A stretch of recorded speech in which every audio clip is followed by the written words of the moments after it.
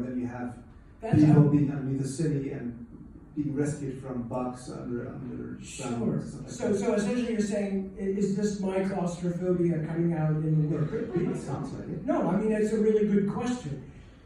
I will make the answer as brief as I can because it actually is one that could be answered for the next 45 minutes. That is one of the really interesting things about writing.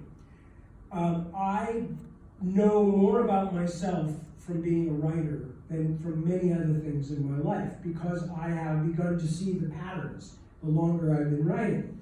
I don't personally suffer from claustrophobia, but it is clearly an issue for me in some shape or form, and I don't know what it is. And I suspect part of it is just simply that I find it to be a situation that evokes almost archetypal feelings in me, that idea of going down into the deeps and coming back up again. But one doesn't always realize one's own things, you know. So it wasn't until somebody pointed out to me, I happen to not like to eat seafood, okay? I'm not a fish person, I'm not a shellfish person, I don't like it. Not anything wrong with it, the rest of you can go on eating it, it's okay. But it's just something that when I was a certain age, it started tasting weird. Somebody pointed out to me once that almost all of the monsters in my books are somehow derived from seafood. You know, I mean, it's like the kilpa, the gants, you know, all of these things.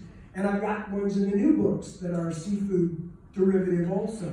Well, river food, because they're catfish derived. Yeah, if you've ever seen big monster catfish, the really big ones like the Vels catfish and things like that, horrifying. Not only do I not want to eat them, I don't want to be eaten by them, and that comes across in the work. But I had never realized that until it was pointed out to me. It wasn't until I had seen these patterns of mine that keep coming up again. Some of them I can trace. I'm fascinated by ancient deserted cities.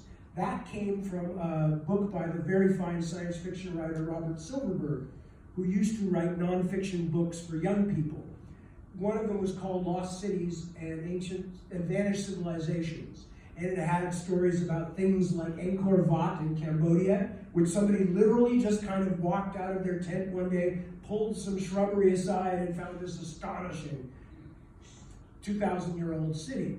And that, when I was younger, until I found out how much work archaeology was, I wanted to be an archaeologist because of that book. So that stuff runs through me.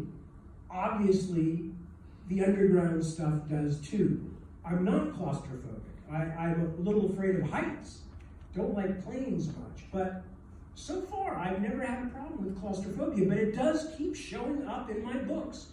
That underground journey, that travel down, that idea that the farther down you go, the farther you are away from normality and reality.